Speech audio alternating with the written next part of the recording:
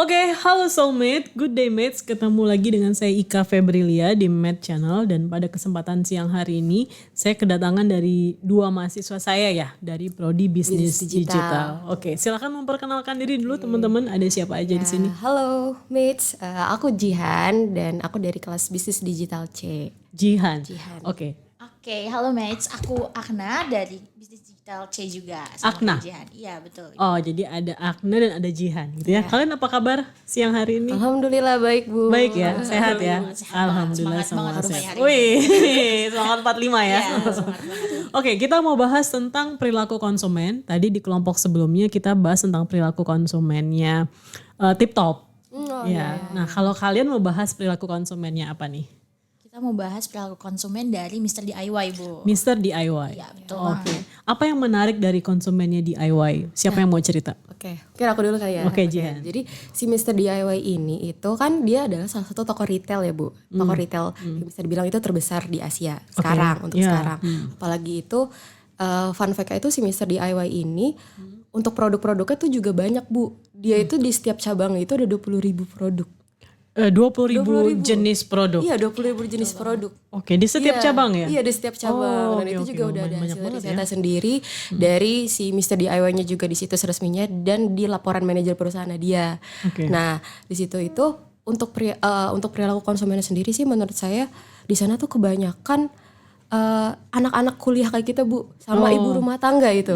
Iya. Mungkin Ibu pernah ke Mr. DIY Pernah juga? sih, pernah, walaupun saya mungkin bukan konsumen yang selalu belanja ke sana ya, tapi saya pernah ke sana. Untuk lihat-lihat mungkin Iya, ya, benar-benar. kan soalnya kan di Mr. DIY kan juga banyak tuh barang-barang rumah tangga ya kan, peralatan, ada dapur, terus ada berkakas, terus mungkin kayak buat kita nih Bu ya kan, kayak alat-alat tugas untuk kuliah gitu kan ya. Ya emang lengkap banget sih ya di sana ya. Kayak semua ada gitu ya. Iya benar. Ada, kemudian lengkap juga. Kemudian kalau dari sisi harga gimana?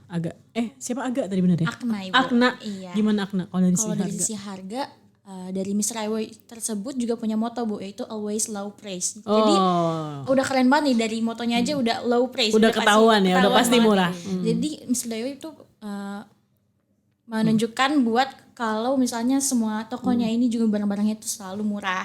Makanya juga untuk targetnya seperti mahasiswa, pelajar yang mana memiliki uang yang pas-pasan ya Bu kalau dibilang ya Bu ya. Iya, untuk beli-beli barang di Mr. DIY. Anak kos lah ya, anak kos. Berarti sesuai lah sama target pasarnya ya. Iya, betul Jadi banget, Bu. mereka nggak cuma memberikan produk yang lengkap gitu ya, apa aja ada, tapi di samping itu juga memberikan penawaran harga yang relatif murah dan terjangkau gitu ya, terutama untuk mahasiswa dan keluarga ya, dan ibu rumah tangga.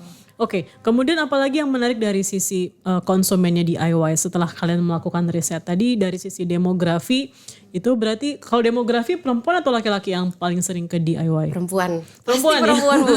Perempuan tuh suka belanja Bu. Suka belanja dan suka yang murah-murah, bener nggak? Yang murah-murah, Oke, yang lucu-lucu. Wah itu udah tuh. Oke, berarti mayoritas konsumennya adalah perempuan. Kemudian usianya tadi ya, mahasiswa, kemudian ibu rumah tangga.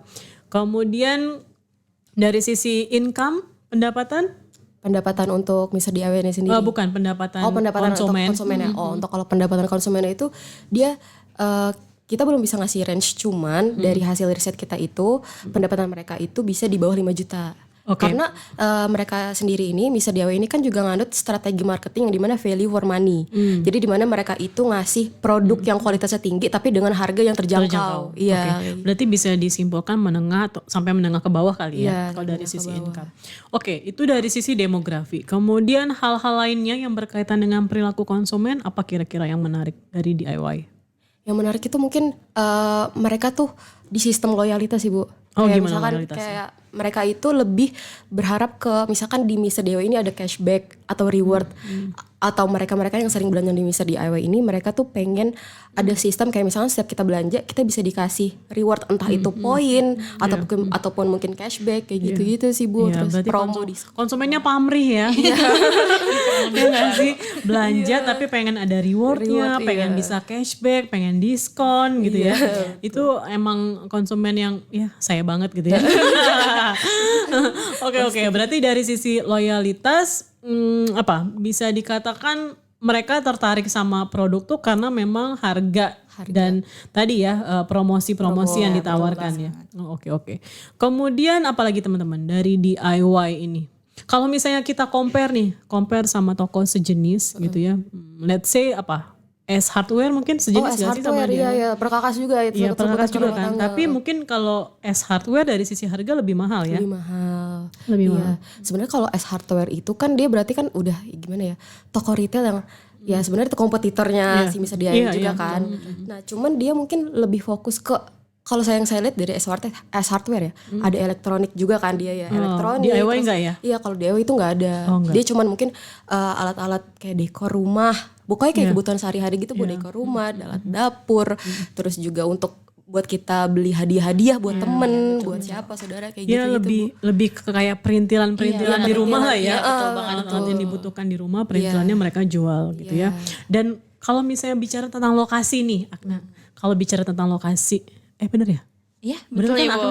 Nah, kalau bicara tentang lokasi, menurut kalian strategis nggak sih DIY itu lebih, kan dia di pusat perbelanjaan ya biasanya betul, ya. Strategis nggak kalau menurut kamu? Kalau menurut aku misalnya DIY ini strategis sih Bu kalau misalnya memilih lokasi ya. Karena kalau dari kita balik ke sejarahnya lagi ya Bu, ada itu pendirinya tuh kakak beradik Bu, ada Tan Yue sama Tan Yuye. Nah, itu tuh berdua nih pokoknya udah sangat-sangat latih banget di bidang kayak distribusi dan juga pemilihan tempat gitu Bu. Makanya Mr. DIY ini dia memiliki toko retailnya tuh langsung bisa menyebar itu dengan tempat-tempat yang strategis gitu Bu. Iya. Ya, saya rasa mereka memilih pusat perbelanjaan atau mall sebagai tempat lokasi mereka itu juga karena biasanya kan orang kalau ke mall tuh jalan-jalan ya, window shopping gitu ya. Nah, mereka bikin toko di sana, bikin store di sana supaya konsumen tuh masuk ke toko mereka, kemudian mungkin bisa jadi membeli hal-hal yang sebenarnya nggak direncanakan sebelumnya dari hasil window shopping, kemudian lihat-lihat harganya murah udah dibeli gitu ya. Makanya mereka lebih memilih untuk lokasinya itu di mall atau di pusat perbelanjaan. Oke, karena kalau misalnya bicara tentang kompetitor, S Hardware biasanya kan di jalan-jalan besar mereka kayak standing alone store gitu kan. Jadi mereka nggak dalam mall biasanya. Tapi DIY lebih memilih untuk ada di dalam mall.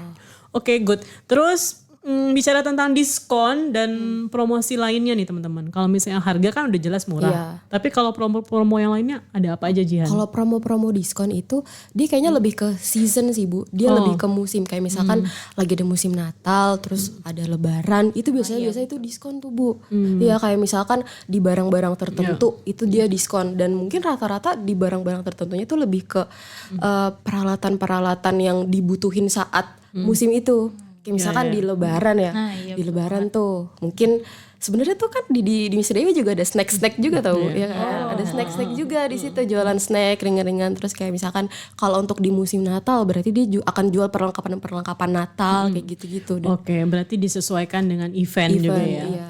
Oke, good.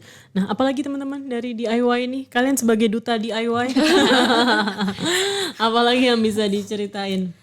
Tapi kalian berarti konsumennya DIY ya? Iya, betul. Bener ya? Iya, saya tuh sebenarnya kalau ke Mr. DIY itu lebih sering ini sih Bu, ngeliat sama foto-foto.